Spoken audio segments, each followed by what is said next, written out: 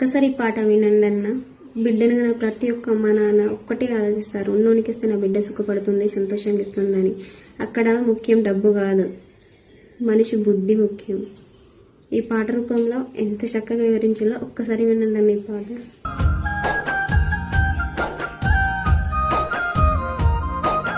కలిగినొల్ల ఇంట్ల కలతలుండవని ప్రేమతోటి నాకు పెళ్లి చేస్తివే బాబు, ప్రేమతోటి నాకు పెళ్లి చేస్తివే బాబు.